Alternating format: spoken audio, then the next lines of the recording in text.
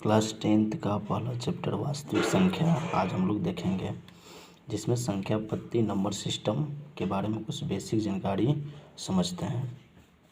संख्या दो प्रकार की होती है, एक वास्तविक संख्या और एक काल्पनिक संख्या। वास्तविक संख्या को रियल नंबर्स बोलते हैं, काल्पनिक संख्या को इमेजिनरी नंबर्स बोलते हैं। सबसे पहले वास्तविक संख्या के बारे में हम लोग जानते हैं।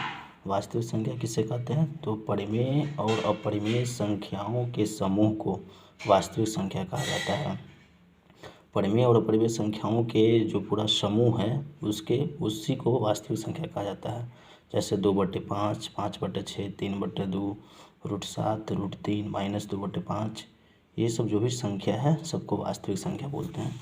कुछ वास्तविक संख्या नीचे दिया गया है, सभी के बारे में बारी बारी से हम लोग जानते हैं। पहला है प्राकृतिक संख्या, नेचुरल नंबर्स। गिनती की सभी संख्या को प्राकृतिक संख्या कहते हैं। गिनती में जो भी संख्या आती है सबको प्राकृतिक संख्या कहते हैं। जैसे 1, 2, 3, 4, 5, 6, 7, 8, 9, इस तरह से इन्फिनाइट तक। इसमें सबसे छोटी प्राकृतिक संख्या जो होती है 1 होती है। दूसरा है पूर्ण संख्या, होल नंबर्स। प्राकृतिक संख्याओं के समूह में शून्य को शामिल कर ली जाए तो वह पूर्ण संख्या कहलाती है। प्राकृतिक संख्या के समूह में अगर 0 को शामिल कर लेते हैं, शून्य को शामिल कर लिया जाए तो क्या बन जाएगा? पूर्ण संख्या बन जाएगा। जैसे 1, 2, 3, 4, 5, 6 ये प्राकृतिक संख्या होती है, और इसके पहले अगर 0 को शामिल कर देते हैं तो ये पूर्ण संख्या बन जाएगी। सबसे छोटी पूर्ण संख्या जो होती है वो 0 होती है। अगला है सम संख्या, इवन नंबर्स। वैसी संख्या जो 2 से पूरी विभाज्य हो उसे सम संख्या कहते हैं। जो भी संख्या 2 से पूरा विभाजित हो जाएगा, कट जाएगा, उसे सम संख्या कहेंगे। जैसे 2, 4, 6, 8 ... इसमें सबसे छोटी सम संख्या जो है 2 होती है। अगला है विषम संख्या, ऑड नंबर्स। वैसी संख्या जो 2 से पूरी विभाजित ना हो, वैसी संख्या जो 2 से पूरा विभाज्य ना हो उसे हम लोग विषम संख्या कहेंगे। जो भी संख्या अगर 2 से पूरा नहीं कटता है उसे हम लोग बोलेंगे विषम संख्या। जैसे 1 2 से नहीं कटेगा, 3 2 से नहीं कटेगा, 5 2 से नहीं कटेगा, 7 2 से पूरी नहीं विभाजित होगा। तो ये सब सभी संख्या विषम संख्या हो गया। इसमें सबसे छोटी विषम संख्या जो है 1 होती है। और भी कुछ नंबर है जिसके बारे में हम लोग जानेंगे। अगला है पूर्णांक संख्या।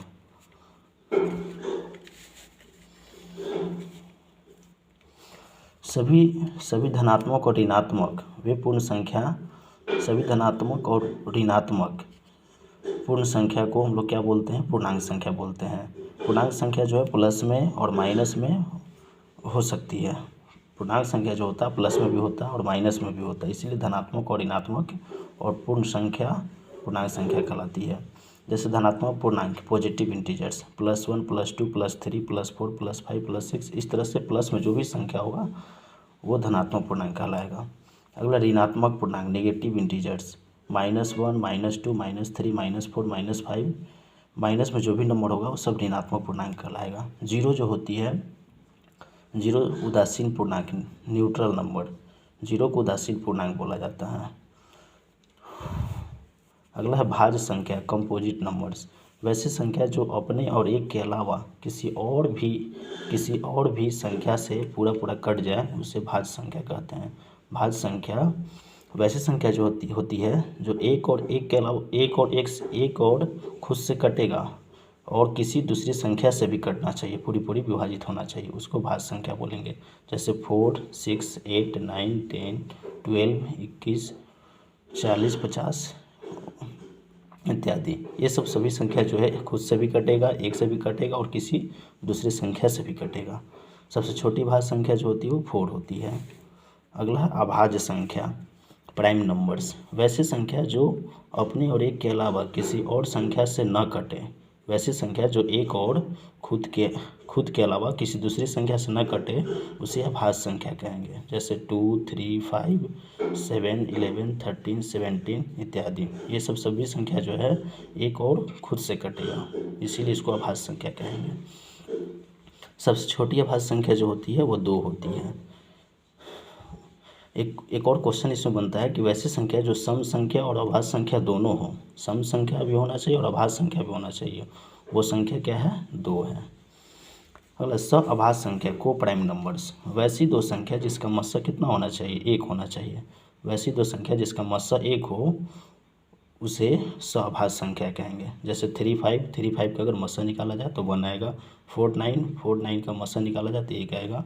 और 15 और 23 का मस्सा निकाला जाए, एचसीएफ निकाला जाए तो इसका भी 1 आएगा। इसीलिए ये दोनों संख्या जो है सअभाज्य संख्या कहलाती है।